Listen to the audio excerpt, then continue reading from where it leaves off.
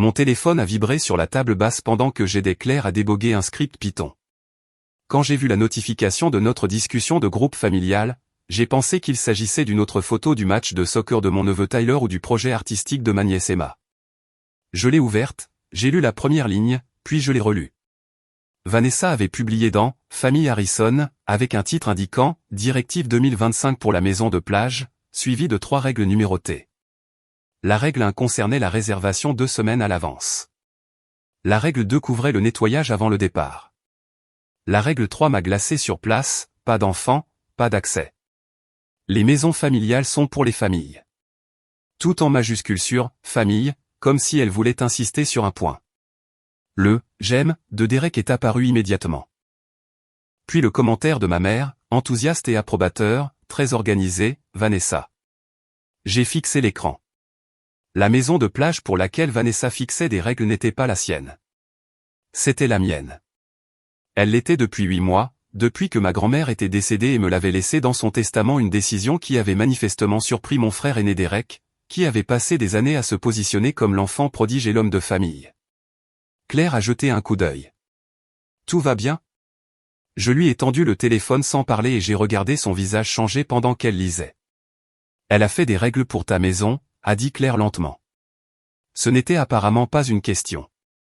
Et cette histoire de pas d'enfant. Je n'ai pas d'enfant, donc selon sa logique, je n'ai pas accès à ma propre propriété. Claire a posé le téléphone avec précaution. Qu'est-ce que tu vas faire? J'ai pris une capture d'écran de la publication de Vanessa et je l'ai enregistrée dans un dossier sur mon téléphone intitulé « Preuve familiale » que je tenais depuis environ 1 an. Puis j'ai posé le téléphone face contre table et je suis retourné au code de Claire. Rien, ai-je dit. Pas encore. La situation de la maison de plage s'était construite sur plusieurs mois. Grand-mère me l'avait laissée, elle avait 87 ans et était plus lucide que jamais lorsqu'elle avait mis son testament à jour. L'avocat m'avait dit plus tard qu'elle avait été très précise sur le fait que la maison devait aller à Marcus, et ne pas être divisée, vendue ou partagée. Derek avait été furieux mais ne pouvait rien dire directement car cela aurait mal paru. Alors, au lieu de cela, il a simplement supposé qu'il aurait toujours accès comme d'habitude, ce qui fut le cas, parce que j'avais été gentil à ce sujet. Vanessa avait commencé par de petites demandes. Le week-end du 4 juillet, pouvait-il l'utiliser? Bien sûr. La fête du travail? D'accord. En septembre, elle m'avait envoyé un message demandant une clé de rechange pour les urgences, et je lui avais dit que le code de la porte fonctionnait très bien, il n'y avait pas besoin d'une clé physique. Elle avait insisté, disant que ce serait plus facile, et j'étais resté ferme sur cette petite limite. Maintenant, elle fixait des règles.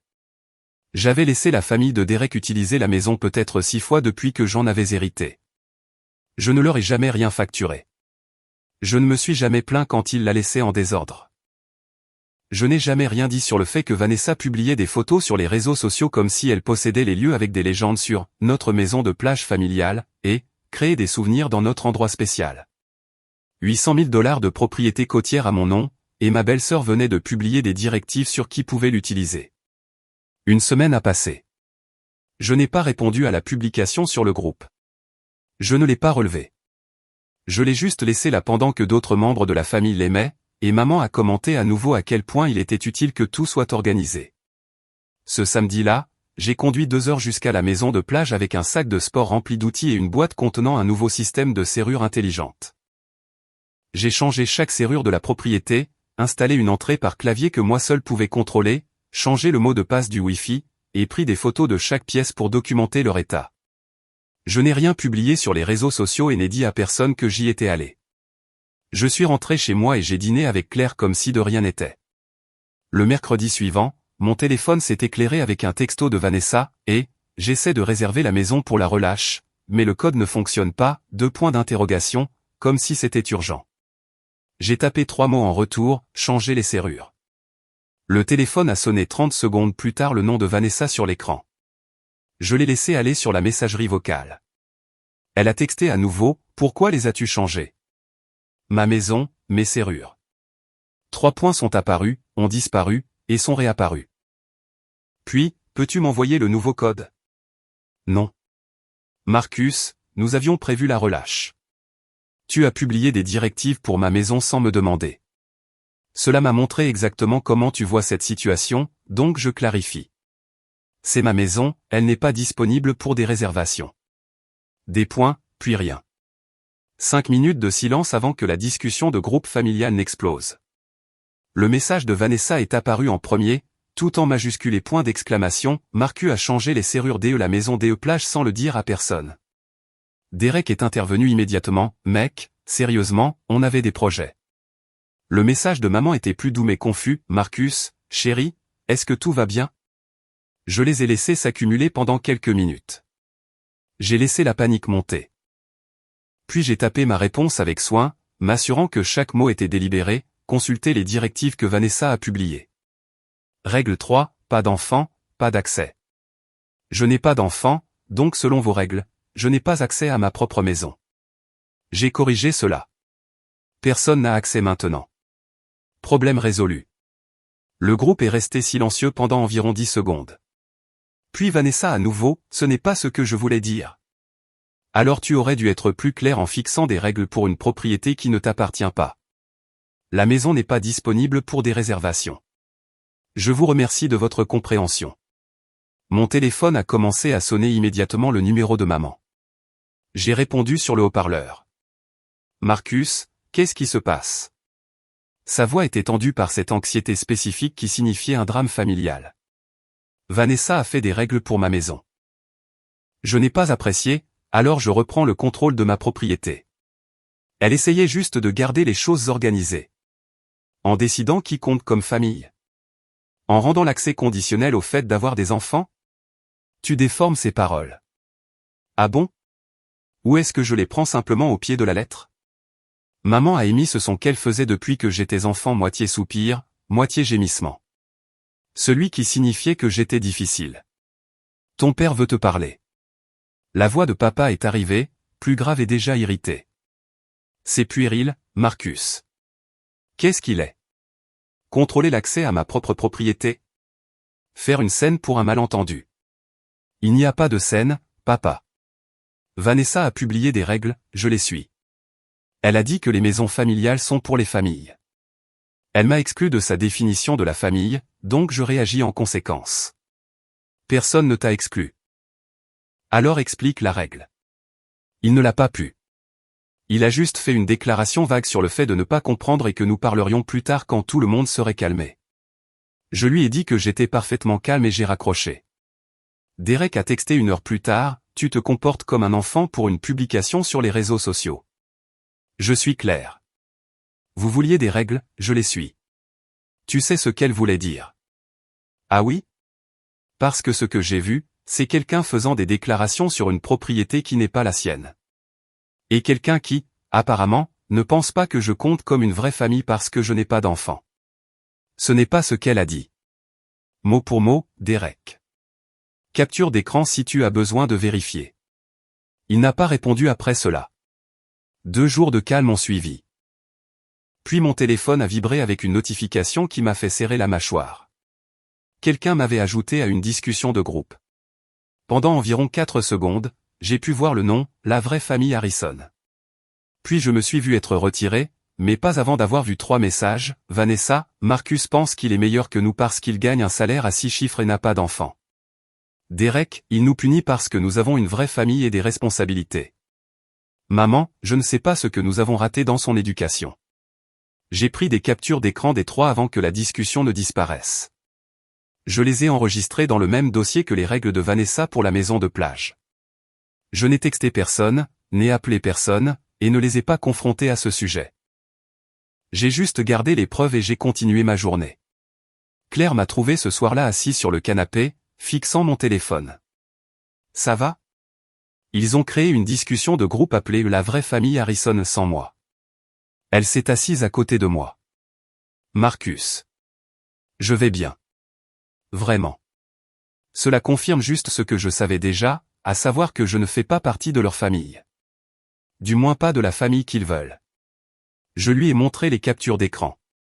Elle les a lues en silence, puis a posé mon téléphone et a pris ma main. Qu'est-ce que tu vas faire? Rien. Laisse-les parler. J'ai la preuve maintenant de la façon dont ils me voient vraiment. 2 semaines ont passé. travail, gym, dîner avec Claire, la vie normale. La discussion de groupe familial est restée calme, à l'exception de photos du match de basket de Tyler et de la pièce de théâtre de l'école d'Emma. Personne n'a mentionné la maison de plage. Personne n'a mentionné l'autre discussion de groupe. Puis Derek a appelé un mardi soir. C'était la première fois que nous nous parlions depuis l'incident des serrures.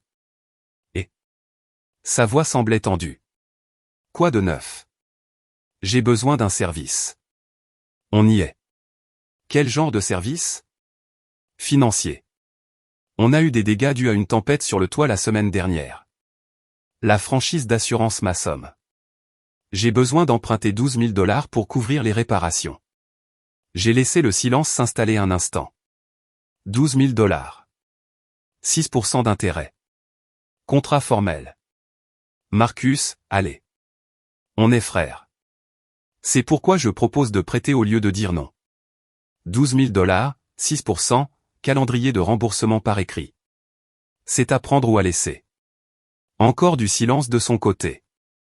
Je pouvais presque l'entendre grincer des dents. D'accord. Envoie-moi le contrat. Je l'ai envoyé ce soir-là. Contrat de prêt standard, calendrier de paiement, calcul d'intérêt, clause de frais de retard, tout était légal et contraignant. Il l'a signé sans commentaire, et j'ai transféré l'argent le lendemain. Vanessa m'a envoyé un texto ce soir-là, vraiment? Un contrat avec ton propre frère? Je n'ai pas répondu. La vie a continué. Mon travail m'a promu ingénieur principal avec une augmentation. Claire et moi avons discuté de l'idée d'emménager ensemble. J'ai utilisé la maison de plage 2 fois en novembre. J'ai publié des photos les 2 fois et j'ai marqué le lieu. J'ai reçu des « j'aime » d'amis d'université et de collègues, mais 0 commentaire de la famille. Décembre est arrivé, froid et gris. Les informations ont commencé à diffuser des reportages sur un système d'ouragans se formant dans l'Atlantique. C'était inhabituel pour la saison, mais pas sans précédent. Les météorologues le suivaient, prédisant une trajectoire vers le nord, frappant potentiellement la côte est. Derek et Vanessa vivaient dans une banlieue côtière. C'était un beau quartier avec de bonnes écoles, mais dans une zone inondable. Je le savais parce que je l'avais mentionné quand ils avaient acheté la maison il y a 3 ans, et Derek m'avait ignoré d'un revers de main, disant que l'assurance couvrait cela et qu'ils avaient eu un bon prix. L'ouragan était encore à 1 semaine, avec des prévisions changeant quotidiennement, mais le schéma se dessinait déjà, celui où Derek supposait que tout irait bien et refusait de se préparer jusqu'à ce qu'il soit trop tard. Vanessa avait voulu des règles familiales et des limites claires sur qui appartenait et qui n'appartenait pas. Elle avait voulu de l'organisation, de la structure et des rôles définis. Je lui avais donné exactement cela. Ma famille, mes règles, ma propriété, et elle n'était pas de la famille. Elle l'avait dit parfaitement clairement. 3 semaines après l'incident des serrures, les nouvelles ont commencé à montrer des images satellites d'un système d'ouragan qui inquiétait véritablement les météorologues. C'était une catégorie 3 remontant vers le nord le long de la côte, avec un impact prévu quelque part entre le Delaware et le Massachusetts. La banlieue de Derek se trouvait pile dans la zone d'impact prévue. Des ordres d'évacuation obligatoires ont été émis un vendredi. Je l'ai vu sur la chaîne météo au travail, j'ai vérifié mon téléphone et j'ai consulté la carte d'évacuation. Le code postal de Derek était surligné en rouge. Obligatoire signifiait pas optionnel, cela signifiait « sortez maintenant », cela signifiait que c'était sérieux. Je lui ai texté pendant ma pause déjeuner, l'ordre d'évacuation est obligatoire. Sortez. La réponse est revenue 20 minutes latée, on a déjà connu ça. Ils exagèrent toujours. On va bien. J'ai fixé ce message pendant un long moment. Puis je l'ai appelé. Il a répondu à la 3e sonnerie, l'air distrait. Marcus, je suis au travail. Quoi de neuf? L'évacuation n'est pas optionnelle. Ils disent que l'onde de tempête pourrait atteindre 8 pieds. Ils ont dit ça il y a 2 ans et on a eu 3 pouces d'eau dans la rue. Derek, c'est différent. Catégorie 3, peut-être 4. Sors, c'est tout. J'ai entendu Vanessa en arrière-plan demander qui c'était. Il y a eu la réponse étouffée de Derek, puis sa voix plus claire, c'est Marcus? Pourquoi appelle-t-il? L'évacuation, a dit Derek à son attention. Puis Vanessa, assez fort pour que j'entende clairement, dis-lui qu'on va bien. On n'a pas besoin de ses conseils. Derek est revenu sur la ligne. On est bon, mec. Merci d'avoir vérifié. Il a raccroché avant que je ne puisse répondre.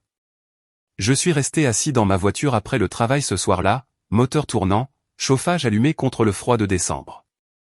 J'ai pris une décision dont je savais qu'elle me reviendrait probablement en pleine figure, mais je ne pouvais pas ne pas la prendre. J'ai rappelé Derek. Il a répondu, irrité. J'ai un appartement de 2 chambres, ai-je dit avant qu'il ne puisse parler. À l'intérieur des terres, zone sûre. Vous pouvez rester ici pendant l'évacuation.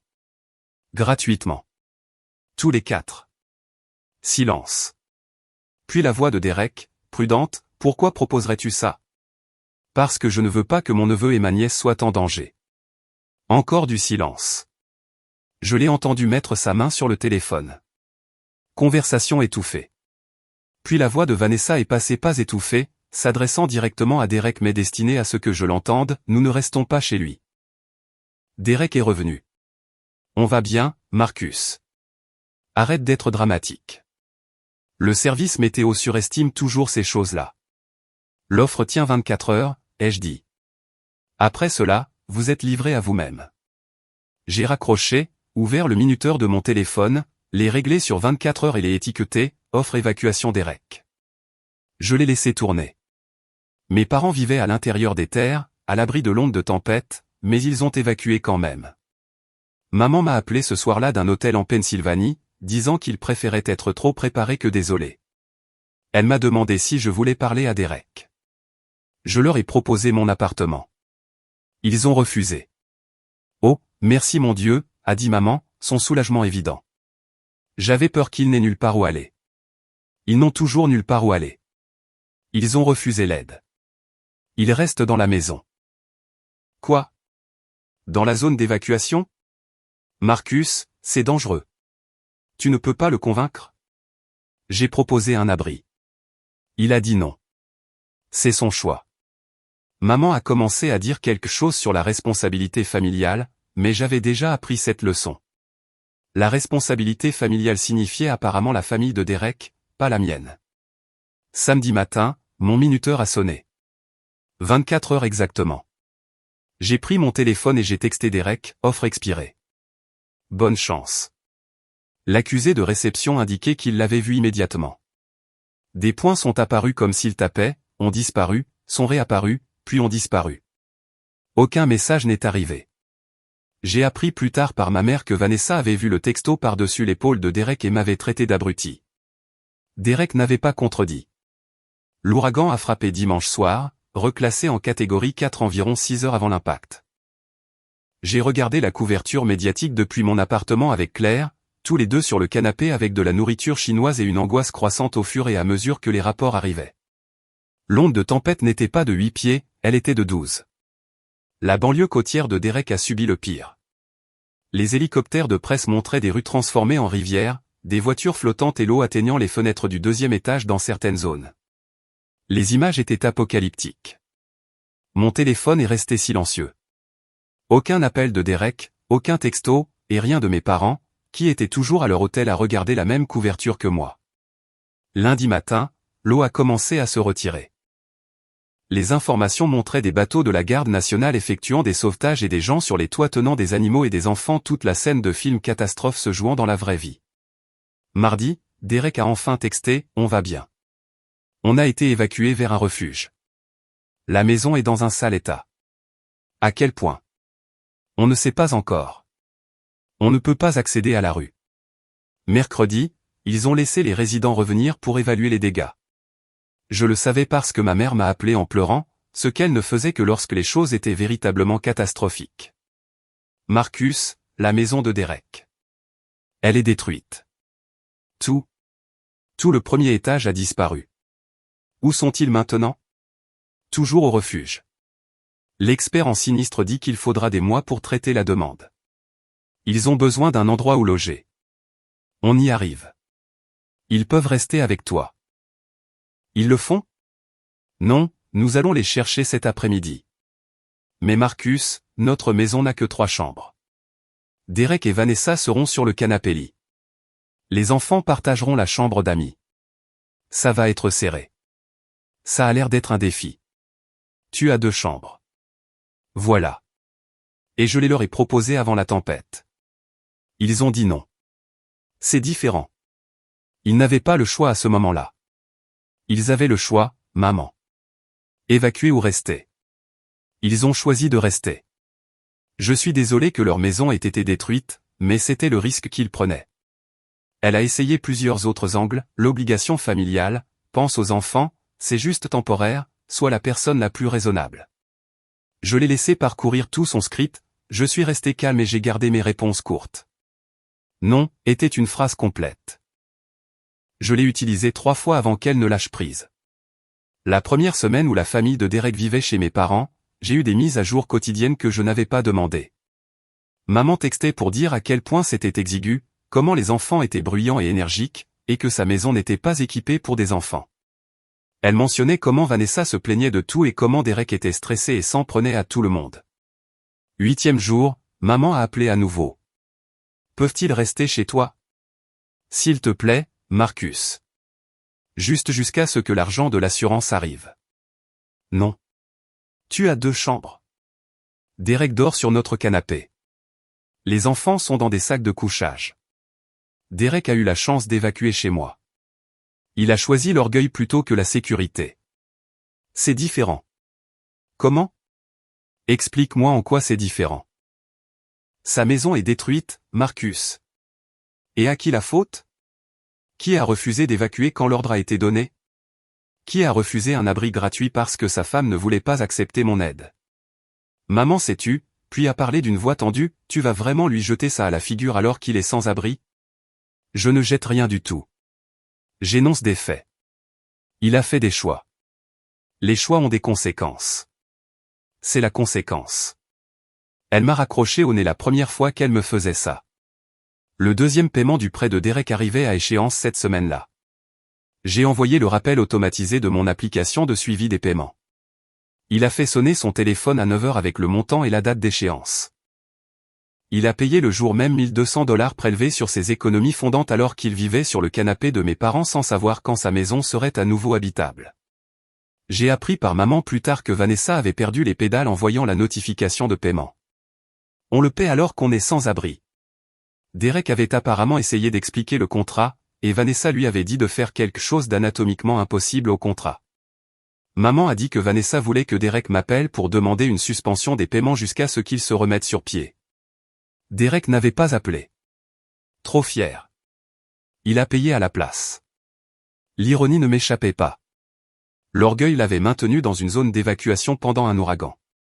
L'orgueil lui avait fait refuser mon appartement.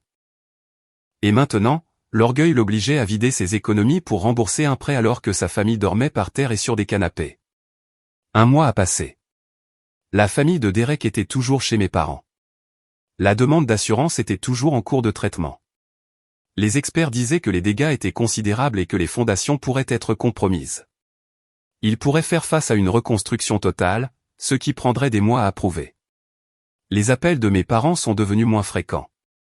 Quand maman appelait, elle semblait épuisée. Papa avait commencé à faire de plus longues heures au bureau juste pour éviter le chaos à la maison. Vanessa et ma mère ne se parlaient presque plus après une dispute sur l'heure du coucher d'Emma.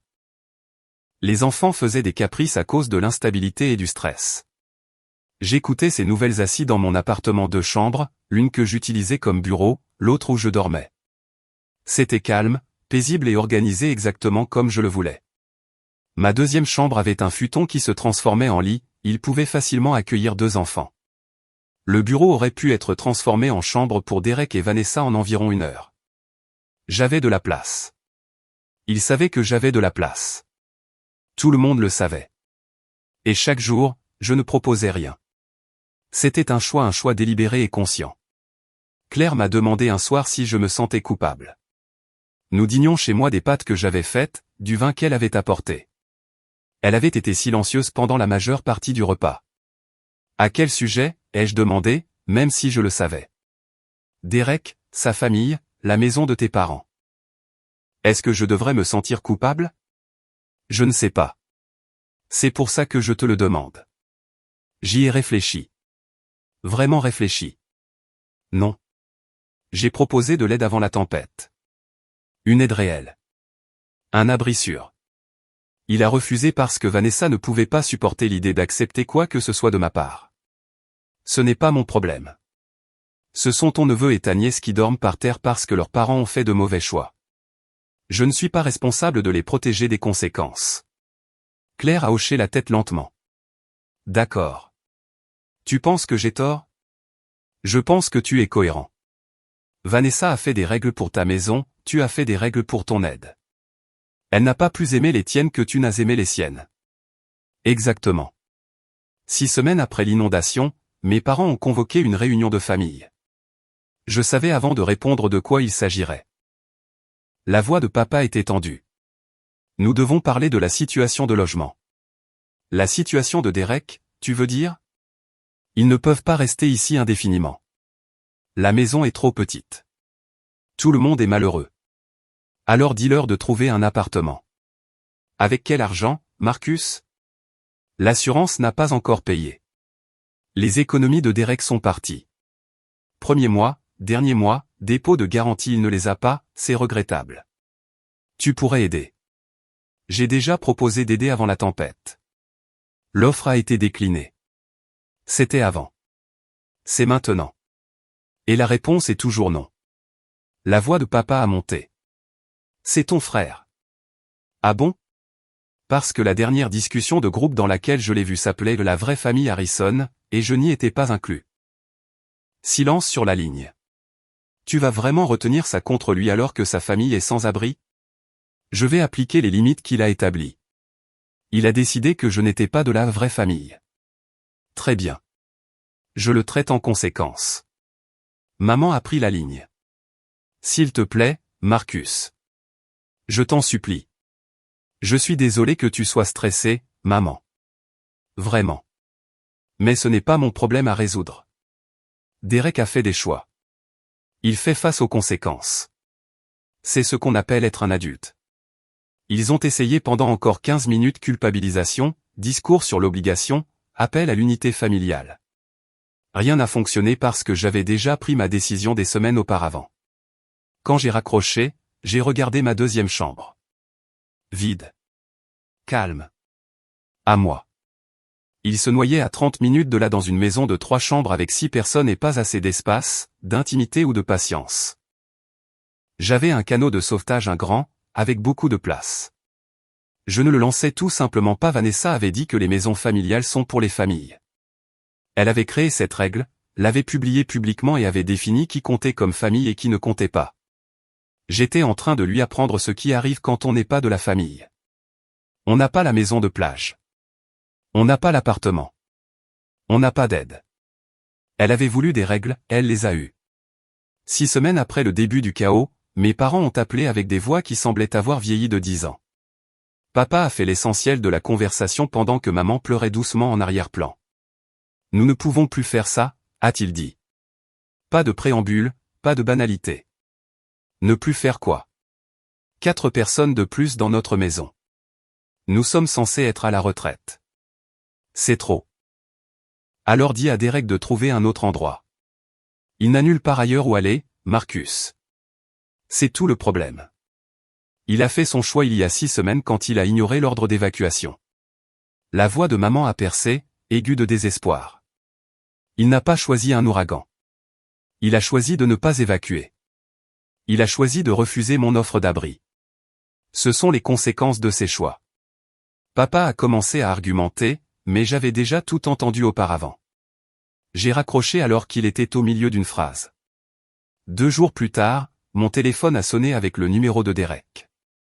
C'était la première fois qu'il m'appelait directement depuis avant l'inondation. J'ai failli ne pas répondre. J'ai laissé sonner 3 fois avant de décrocher. Ouais. Sa voix semblait rauque, fatiguée. Est-ce qu'on peut parler? On parle. Silence pendant un moment, puis à peine au-dessus d'un murmure, est-ce que ma famille peut rester chez toi? Juste temporairement jusqu'à ce que l'assurance paie. S'il te plaît, Marcus. Juste jusqu'à où tu as eu cette chance avant la tempête. Tu as dit non. C'était différent. Nous ne savions pas. Tu savais exactement quels étaient les risques.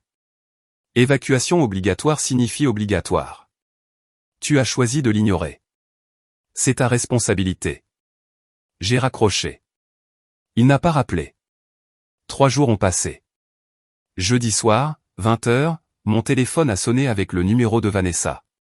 Je l'ai fixé pendant 3 sonneries et j'ai failli le laisser aller vers la messagerie vocale.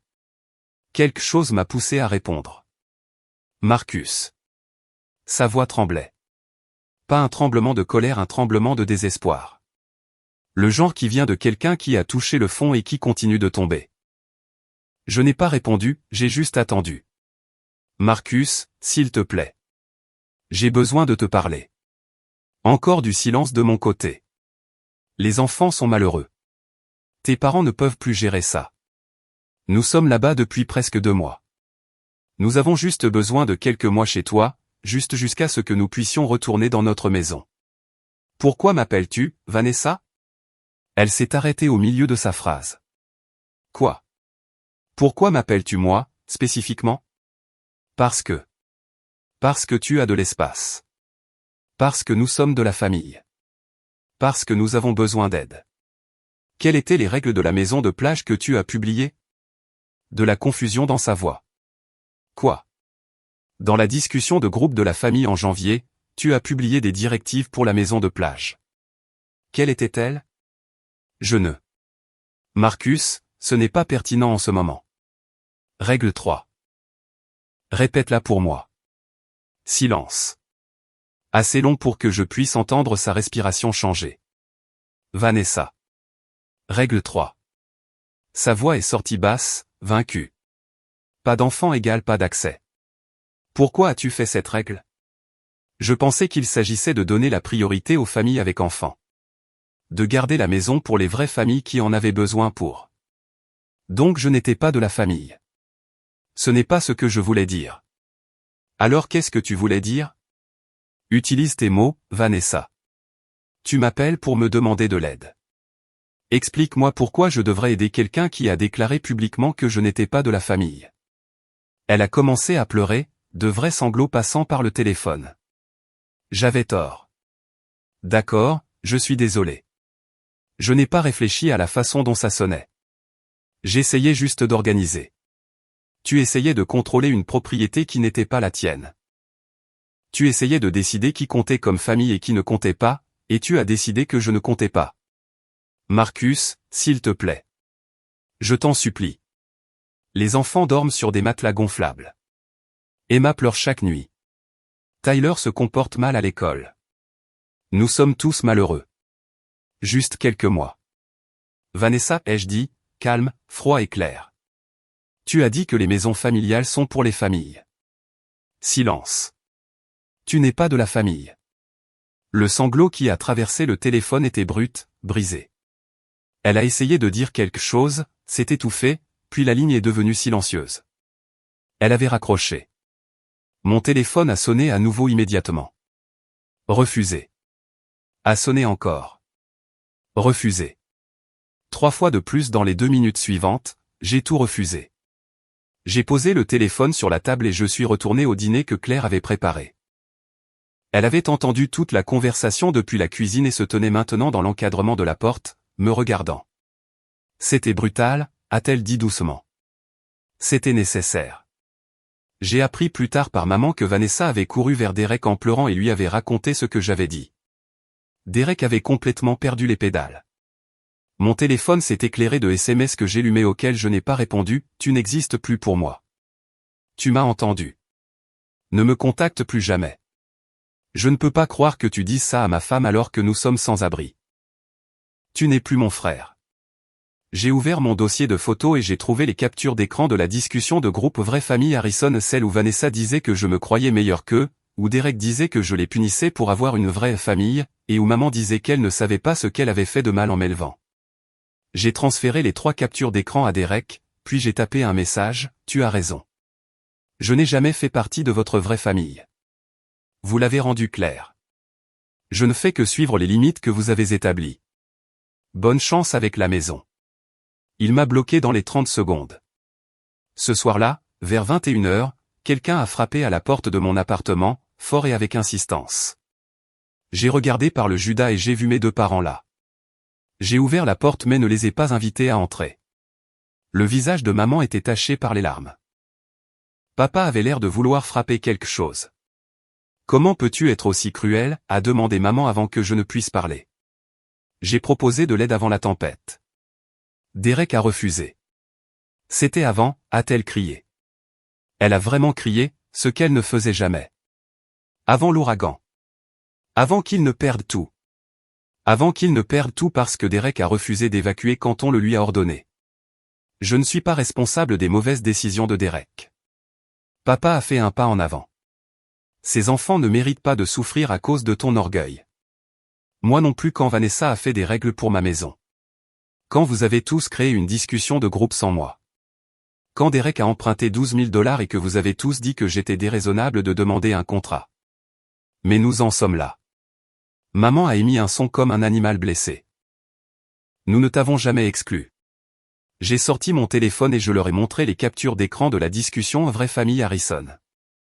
J'ai regardé le visage de maman devenir pâle et la mâchoire de papa se serrer. Vanessa était contrariée, a tenté papa. Vanessa a fait des choix. Derek a fait des choix. Vous avez fait des choix quand vous avez créé cette discussion et que vous ne me l'avez pas dit. Je fais des choix maintenant. Le choix est non. Ils ne peuvent pas rester ici. Tu as de l'espace. Maman l'a presque hurlé. Oui, et il est à moi. Pour moi. Pas pour des gens qui ont décidé que je n'étais pas de la vraie famille jusqu'à ce qu'ils aient besoin de quelque chose. J'ai reculé et j'ai fermé la porte en la verrouillant. Ils ont frappé pendant encore 1 minute avant de partir. Une semaine plus tard, l'échéance du paiement numéro 4 du prêt de Derek est arrivée. Il a manqué la date limite de 2 jours. J'ai envoyé l'avis automatisé de frais de retard, 150 $ ajoutés au capital conformément au contrat. J'ai reçu un SMS du téléphone de maman avec les mots de Derek, « Notre maison est détruite et tu factures des frais de retard ?» J'ai répondu par une ligne, « Le contrat ne prévoit pas d'exception pour inondation. Paiement plus frais de retard dû avant la fin de la semaine. » Maman a payé. J'ai accepté le paiement sans commentaire. Les affaires sont les affaires. 3e mois après l'inondation. Derek a enfin reçu son versement d'assurance.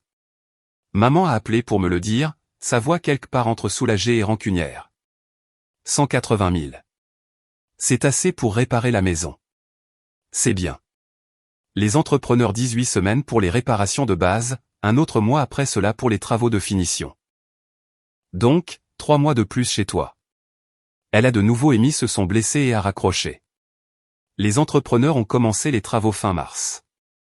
Je le savais parce que Vanessa publiait des photos de la construction sur Facebook, des légendes sur la reconstruction, les nouveaux départs et le fait de revenir plus fort. Il y avait des commentaires d'amis et de parents éloignés offrant soutien et encouragement. Elle n'a jamais mentionné pourquoi ils étaient dans la zone d'évacuation lors d'une évacuation obligatoire. Jamais mentionné avoir refusé un abri. Jamais mentionné rien de tout cela. Elle s'est simplement positionnée comme une victime de circonstances indépendantes de sa volonté.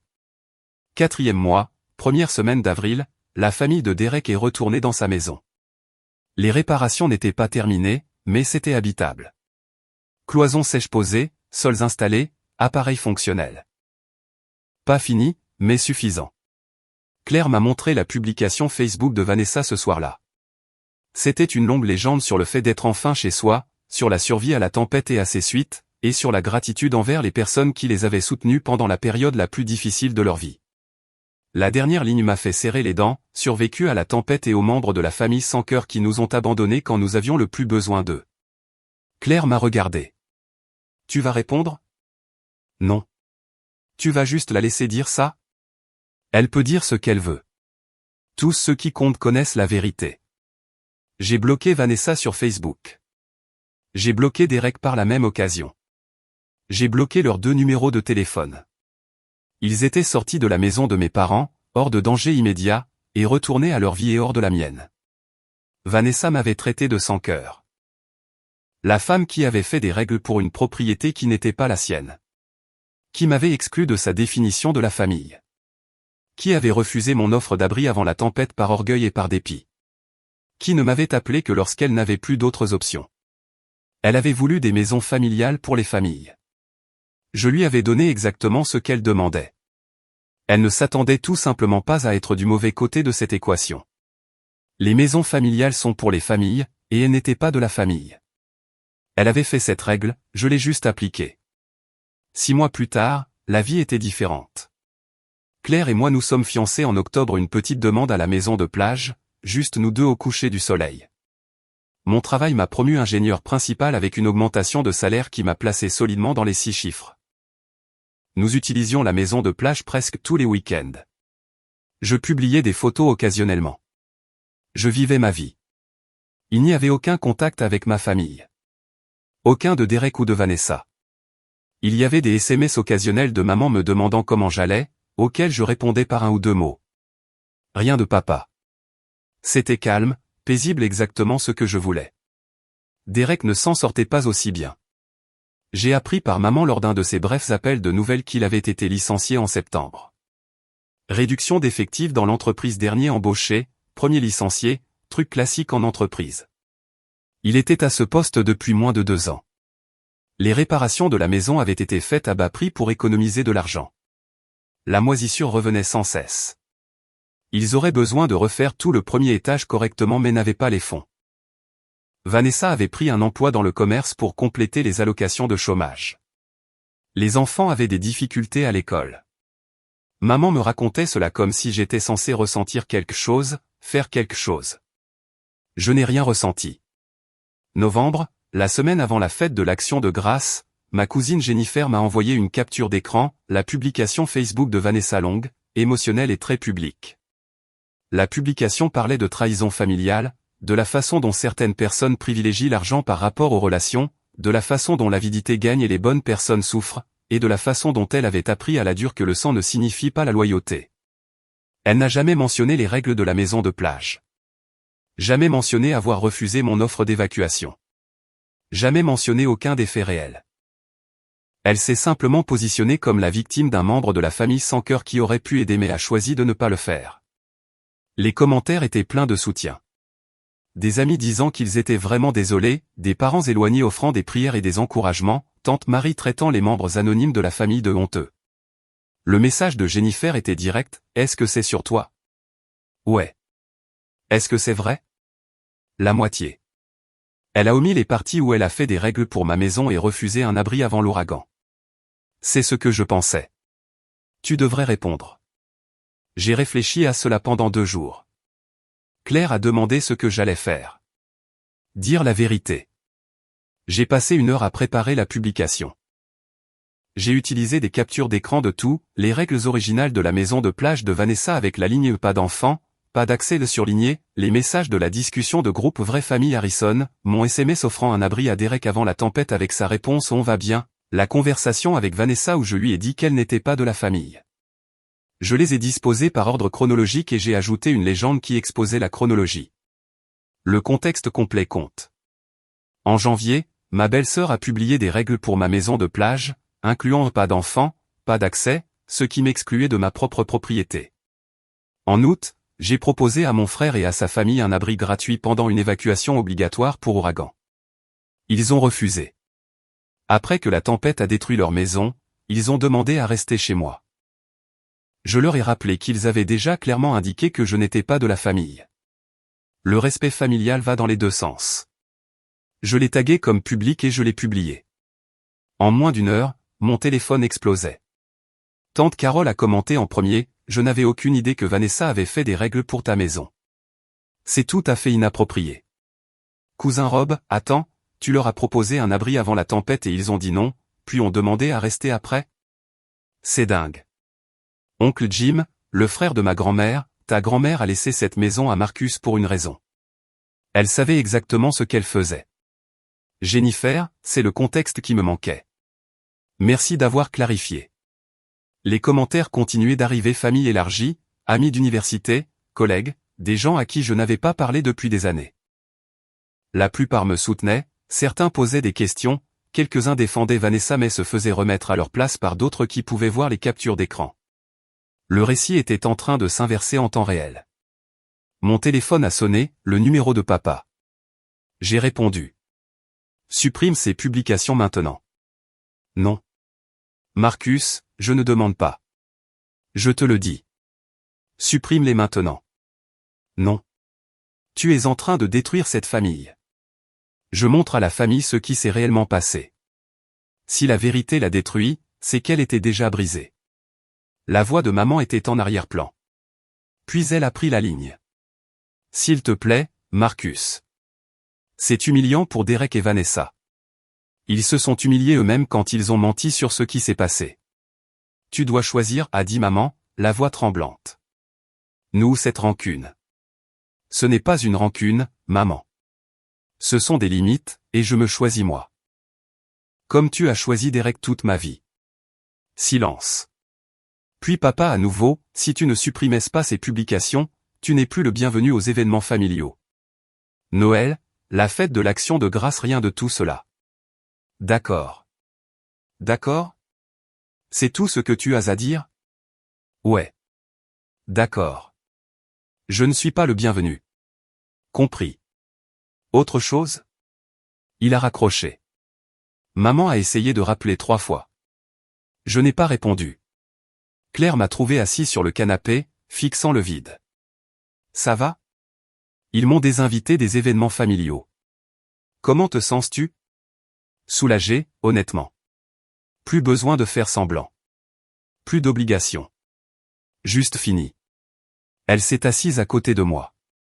Pas de regret? Pas encore. Une année a passé. Claire et moi avons passé Noël à la maison de plage, juste nous deux. Nous avons cuisiné le dîner ensemble, regardé des films et marché sur la plage le matin de Noël. C'était le meilleur Noël que j'avais eu depuis des années. Mon téléphone a sonné pendant que nous préparions le petit déjeuner, le nom de maman sur l'écran. Claire a jeté un coup d'œil. Tu vas répondre? J'ai décliné l'appel et posé le téléphone face contre terre. Ils m'ont appris les priorités familiales, ai-je dit. J'ai retenu la leçon, juste pas celle qu'ils prévoyaient. Plus tard ce jour-là, nous étions assis sur la terrasse à regarder le coucher du soleil. Claire s'appuyait contre moi. Tout était calme, à l'exception des vagues. Des regrets, a-t-elle demandé. J'y ai réfléchi. J'y ai vraiment réfléchi. Justin. Quoi? De ne pas avoir fixé de limite plus tôt. J'aurais pu m'épargner des années à avoir l'impression de ne pas être assez bien. Tu penses qu'ils s'excuseront un jour? Peut-être quand ils auront de nouveau besoin de quelque chose. C'est généralement comme ça que ça marche. Et s'ils le font? Ça dépendra de la raison de leurs excuses. Si c'est parce qu'ils sont vraiment désolés, on pourra discuter. Si c'est parce qu'ils veulent quelque chose, la réponse est déjà non. Elle a hoché la tête. Nous avons regardé le soleil descendre plus bas, le ciel devenant orange, rose et violet.